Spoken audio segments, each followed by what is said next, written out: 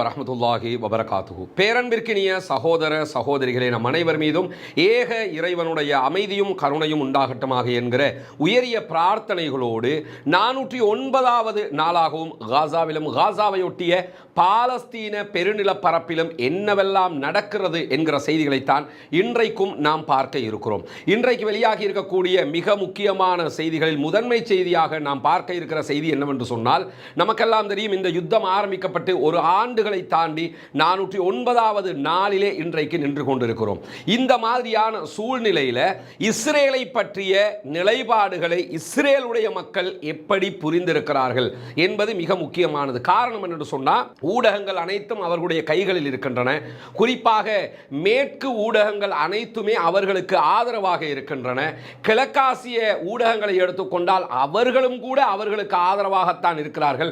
ஒரு சில ஊடகங்களை தவிர, குறிப்பாக பிரஸ் டிவி, அல் ஜசீரா உள்ளிட்ட ஒரு சில ஊடகங்களை தவிர்த்து மற்ற அத்தனையுமே இஸ்ரேலுக்கு ஆதரவான ஊடகங்களாக இருக்கிறது. ஈவன் சவுதி அரேபியாவினுடைய ஊடகமே அவர்களுக்கு ஆதரவாகத்தான் இருக்கிறது என்பதையும், அந்த ஊடகத்திற்கு எதிராக ஈராக்கிலே இருந்து அவர்களுடைய தலைமையகத்தின் மீது தாக்குதல் நடத்தப்பட்ட செய்திகளையும் நாமே ஏற்கனவே பலமுறை சொல்லி இருக்கிறோம்.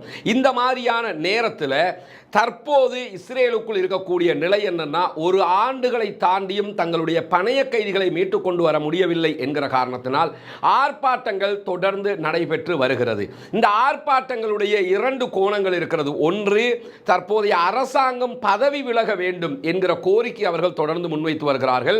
இஸ்ரேலிய அரசாங்கத்தை பொறுத்தவரையில் இந்த வார அடிப்படையாக வைத்து அடுத்த தேர்தலில் வெல்ல வேண்டும் என்பதை விட இந்த இருக்கக்கூடிய ஆட்சியை கொஞ்சம் காலத்துக்கு எடுத்துக்கிட்டு போகணுங்கிறது இஸ்ரேலிய பிரதமருக்கு மிக முக்கியமான அம்சமாக இருக்கிறது. ஏன்னா, அடுத்து ஒரு தேர்தல் நடத்தப்பட்டால் தான் தோல்வி அடைவது நிச்சயம் என்பது அவருக்கே தெரியும். அவருடைய உள்நாட்டுக்குள் நடக்கக்கூடிய கருத்து கணிப்புகளும் போராட்டங்களும் ஆர்ப்பாட்டங்களும் அதைத்தான் சொல்லிக் கொண்டிருக்கின்றன. அதே நேரத்தில் இந்த தேர்தலில் ஏன் அவர் தேர்தலை நோக்கி போகாம இந்த யுத்தத்தை கண்டினியூ பண்ணணும்னு நினைக்கிறாருன்னா, என்னைக்கு இந்த யுத்த நிறுத்தம் என்றொன்று வருகிறதோ அடுத்த கணம் இஸ்ரேலுடைய உயர் நீதிமன்றத்தில் பெஞ்சமின் நெத்தன்யாஹுக்கு எதிரான ஊழல் குற்றச்சாட்டுகள் விசாரணைக்கு வர இருக்கின்றன. நடந்து கொண்டிருந்த ஊழல் குற்றச்சாட்டுகளுடைய இறுதி கட்டம் தற்போது இடைநிறுத்தப்பட்டிருக்கிறது. அவசர கால நிலை நாட்டுக்குள்ளே இருக்கிறதுனால. எனவே இந்த யுத்தம் முடிவுக்கு வந்தால் உடனடியாக ஊழல் விசாரணைகள் மேலோங்கிவிடும். அவர் தேர்தலில் தோற்பதற்கு முன்பதாகவே கண்டிப்பாக சிறைவாசம் அனுபவிக்க வேண்டி வரும் என்கிற காரணத்தினாலேயும் இந்த யுத்தத்தை இழுத்துக்கிட்டே போறாரு என்கிற நிலையில் இஸ்ரேலுடைய பல முக்கிய தலைவர்களும் இஸ்ரேலிய அரசாங்கத்திற்கு எதிராக பல கருத்துக்களை வெளியிட ஆரம்பித்திருக்கிறார்கள். குறிப்பாக இஸ்ரேலுடைய இராணுவத்தினுடைய முன்னாள் தளபதியாக ஓய்வு பெற்ற இஸ்ரேலிய மேஜர் ஜெனரல் இட்சாக் பிரிக் அவர்கள் பல முறை ஊடகங்களில் வந்து இஸ்ரேலிய அரசாங்கத்துக்கு எதிரான சில உண்மைகளை போட்டுடைக்கக்கூடியவராக இருக்கிறார். அந்த அடிப்படையில் அவர் போட்டுடைத்திருக்கக்கூடிய ஒரு உண்மை என்னன்னா, பல முனை யுத்தங்களை நாம் செய்து கொண்டிருக்கிறோம், நம்மால் இனியும் தாக்குப்பிடிக்க முடியாது என்பது அரசாங்கத்துக்கு நன்றாக தெரியும். இவர் ஒரு முன்னாள் ஓய்வு பெற்ற ராணுவ ஜெனரல் என்கிறதுனால அவருக்கு பல விவகாரங்கள் தெரியும் என்பதை தாண்டி சில பேரை உண்மைகளை பேச வைப்பதற்காக வேண்டியே பயன்படுத்துவார்கள் என்கிற அடிப்படையிலும் இவரை சில உண்மைகளை வெளியே கொண்டு வருவதற்கு எதிர்த்தரப்பு பயன்படுத்துகிறது என்கிற செய்திகளும் அந்த நாட்டுக்குள் இல்லாமல் இல்லை.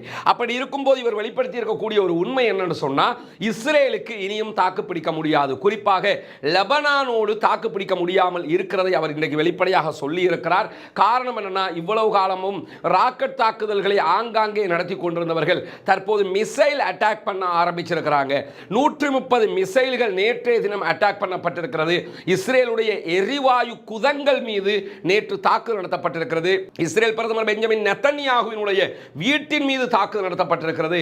முன்னையெல்லாம் எப்படி ஆகும்னா, ஏதாவது ஒன்று மேலே தான் தாக்குதல் நடத்துவாங்க.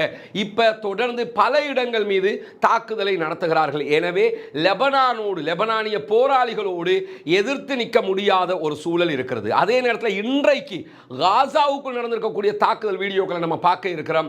காசாவுக்குள்ள இன்றைக்கும் பல பேரை கொன்று குவித்திருக்கிறது பாலஸ்தீன விடுதலை போராட்ட அமைப்பை சேர்ந்த போராளிகளுடைய குழு. அதே மாதிரி யமனை நம்ம எடுத்துக்கிட்டோம்னா, யமன்ல இருந்து கப்பல்கள் மீதான அட்டாக்கை தாண்டி தற்போது யமன்ல இருந்து மிசைல் அட்டாக் பண்றாங்க. 2020 கிலோமீட்டர்களை தாண்டி இஸ்ரேலுக்குள்ள. அதே போன்று ஆளில்லா விமான தாக்குதல்களையும் நடத்த ஆரம்பித்திருக்கிறார்கள். இன்றைக்கும் அவர்கள் நடத்தி இருக்கிறார்கள். இப்படி மூன்று முனைகளில் உச்சகட்ட போர் தொடங்கி நடந்து கொண்டிருக்கக்கூடிய நேரத்தில் ஈரானிடமிருந்து எப்படியும் எந்த நேரத்திலும் பதிலடி கிடைக்கலாம் என்கிற 4வது முனை அச்சுறுத்தல் அவர்களுக்கு இருக்கிறது. அதே போன்று ஈராக்கில் இருந்து தொடர்ந்து ஆளில்லா விமான தாக்குதல் எய்லாது துறைமுக நகரத்தை நோக்கி நடத்தப்படுகிறது. அதையும் அவர்களால் சமாளிக்க முடியாமல் இருக்கிறார்கள். இது 4வது முனை தாக்குதல்.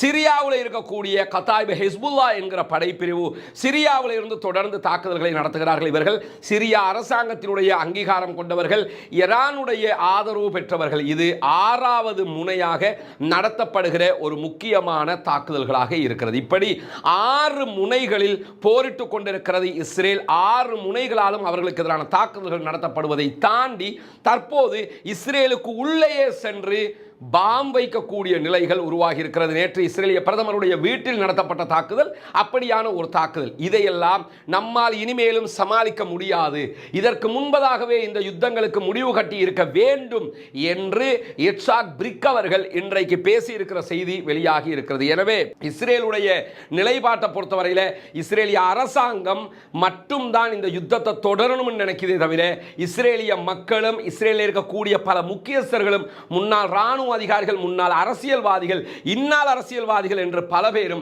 இந்த யுத்தத்தை முடிவுக்கு கொண்டு வர வேண்டும் என்பதில் உறுதியாக இருக்கிறார்கள். இது ஒரு தோல்வி கண்ட யுத்தமாக மாறி இருக்கிறது என்பதுதான் இன்றைக்கு வெளியாக இருக்கக்கூடிய ஒரு ஹாட் டாபிக்காக இருப்பதை நாம் அவதானிக்க முடியும். இப்படியான நிலையில தான் இன்றைக்கு இன்னும் ஒரு செய்தி வெளியாகி இருக்கிறது. அது என்ன செய்தி என்று சொன்னால், பாலஸ்தீனத்தை சேர்ந்த, அதிலும் மேற்கு கரை வெஸ்ட் பேங்க் என்று சொல்லக்கூடிய ஆக்கிரமிக்கப்பட்டிருக்கக்கூடிய மேற்கு கரையில் இருக்கக்கூடிய அல் ஹக் என்று சொல்லக்கூடிய ஒரு தொண்டு நிறுவனம் இன்றைக்கு லண்டன் உயர்நீதிமன்றத்திலே ஒரு வழக்கை தாக்கல் செய்திருக்கிறார்கள். லண்டன் உயர்நீதிமன்றத்திலே அவர்கள் தாக்கல் செய்திருக்கக்கூடிய வழக்கில் சாரம்சம் என்னன்னு சொன்னா, லண்டன் அதாவது யூகே சார்பாக, பிரித்தானியா சார்பாக இஸ்ரேலுக்கு F-35 விமானங்களுடைய உதிரி பாகங்கள் விற்பனை செய்யப்படுகிறது. எனவே அதில் பார்ட்ஸ்களை விற்கிறாங்க. இந்த பார்ட்ஸ்களை நீங்க இஸ்ரேலுக்கு விற்பனை செய்யக்கூடாது என்கிற ஒரு வழக்கு தொடரப்பட்டிருக்கிறது. இந்த வழக்கு தொடர்ந்து இருப்பது மேற்கு கரையில் இருக்கக்கூடிய அல் ஹக் என்று சொல்லக்கூடிய ஒரு தொண்டு நிறுவனம். இந்த இடத்துல 2 விஷயத்தை நம்ம கவனிக்கணும். முதலாவது விஷயம் என்னன்னு கேட்டா, இந்த நிறுவனம் ஒரு தொண்டு நிறுவனமாக இருந்தாலும் மிக தைரியமாக இஸ்ரேலுடைய ஆளுகைக்கு கீழாக, இஸ்ரேலுடைய கண்ட்ரோலுக்கு கீழாக தான் வெஸ்ட் பேங்க் இருக்கிறது என்கிற நிலையிலும் மிக தைரியமாக இஸ்ரேலுக்கு எதிராக வழக்கு தொடுத்திருக்கிறது லண்டன் உயர் நீதிமன்றத்திலே.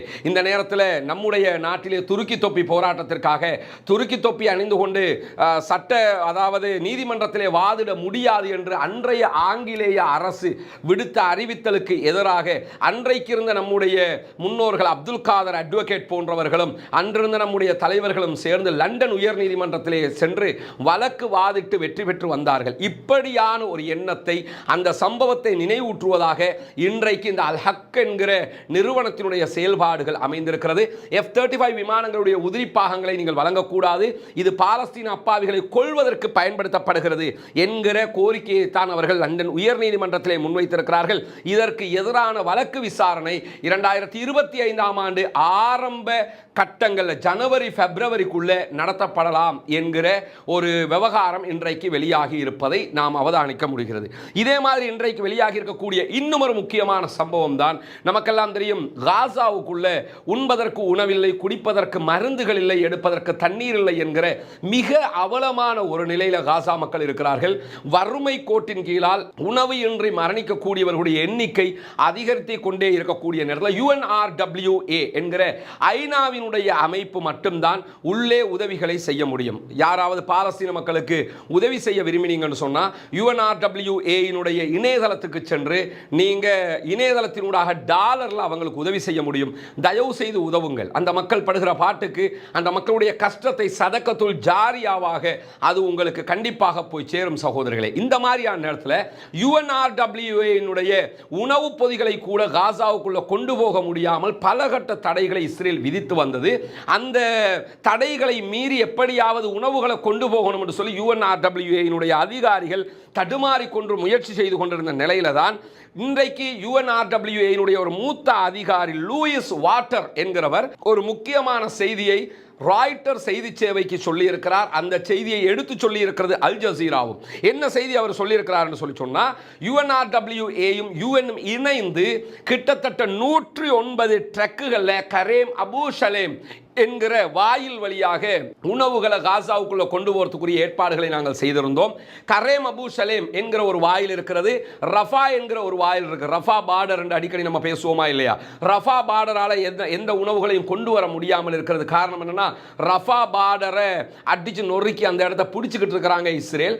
கரேம் அபு சலேம் வாயிலும் அவர்களுடைய கட்டுப்பாட்டில் இருந்தாலும் இந்த கரேம் அபு சலேம் வாயிலுக்கு ஒரு அளவுக்கான அதிகாரம் எகிப்துக்கும் இருக்கிறதுனால எகிப்தோடையும் பேசி இஸ்ரேலோடையும் பேசி எப்படியாவது உள்ள உணவுகளை கொண்டு வர வேண்டும் என்று இந்த UNRWAயும் UN முயற்சி செய்து என்ன செஞ்சாங்கன்னா 109 ட்ரக்குகளில் கரேம் அபு சலேம் வாயிலுக்கு உள்ள கொண்டு வந்துட்டாங்க. ட்ரக், அதாவது காசாவுக்குள்ள 109 ட்ரக்குகள் கொண்டு வரப்பட்டு விட்டது. ஆனால் அதை தாண்டி மக்களுக்கு கொண்டு போய் சேர்ப்பதற்கான அனுமதிகளை அவர்கள் கொடுக்காமல் தாமதித்துக் கொண்டே இருந்த நேரத்தில் இன்றைக்கு UNRWAயினுடைய மூத்த அவசர அதிகாரி லூயிஸ் வாட்டர் அவர்கள் சொல்லியிருக்கக்கூடிய செய்தி என்னன்னு சொன்னா, நாங்கள் 109 ட்ரக்குகளை கொண்டு போவதற்கு காத்து கொண்டிருக்கும் போது திடீரென இஸ்ரேலிய அதிகாரிகளால் உடனடியாக நீங்க ட்ரக்குகளை கொண்டு போங்க இரவோடு இரவாக எங்களுக்கு அறிவித்தல் வந்தது. எப்படியாவது நாங்கள் கொண்டு போய் சேர்க்க வேண்டும் என்று ட்ரக்குகளை எடுத்துக்கிட்டு உள்ள நுழைய எங்களுடைய அதிகாரிகள் முற்பட்ட நேரத்தில் 109 ட்ரக்குகளில் 98 ட்ரக்குகள் மொத்தமாக களவாடப்பட்டு விட்டது என்று சொல்லியிருக்கிறார். 11 ட்ரக்குகளை மட்டும்தான் எங்களுக்கு மக்களுக்கு கொண்டு போய் சேர்க்க முடியுமாக போனது. திருடியவர்கள் யார் என்பதை அவர்கள் வெளிப்படையாக சொல்லாத நேரத்தில் ஒரு க்ளூவோட சொல்லியிருக்கிறாங்கன்னா, பொதுமக்களுக்கு நாங்கள் 109 ட்ரக்குகளில் வெறுமனே 98 ட்ரக்குகள் களவாடப்பட்டு விட்டது, மீதி இருந்த 11 ட்ரக்குகளை தான் பொதுமக்களுக்கு கொண்டு போய் பகிர முடிந்தது என்று சொல்லியிருக்கிறார்கள். பொதுமக்களுக்கு 11ஐ தான் பகிர்ந்தார்கள் என்று சொன்னால் 109 ட்ரக்குகளை திருடுகிற அளவுக்கு இப்ப காசாவுக்குள்ள யாருக்கு பலம் இருக்கிறது என்று சொன்னால் இஸ்ரேலிய ஆக்கிரமிப்பு பயங்கரவாத ராணுவத்திற்கு தான் இருக்கிறது. திருடிட்டாங்கன்னா எடுத்துக்கொண்டு அழிச்சிட்டாங்கன்ற அர்த்தம், மக்களுக்கு கொடுக்க விடல என்ற அர்த்தம். ஆனால் இந்த குற்றச்சாட்டை இஸ்ரேலிய ஆக்கிரமிப்பு பயங்கரவாத ராணுவம் இதுவரைக்கும் மறுக்கவும் இல்லை. எந்த இடத்துலையுமே ஆமா நாங்க அப்படி ஒன்று செய்யவே இல்லையே, எங்க மேல நீங்க பொய் குற்றச்சாட்டு சொல்றீங்க அப்படின்னு சொல்லி இந்த லூயிஸ் வாட்டர் அவர்களுடைய குற்றச்சாட்டுக்கு எந்த பதிலும் சொல்லவில்லை.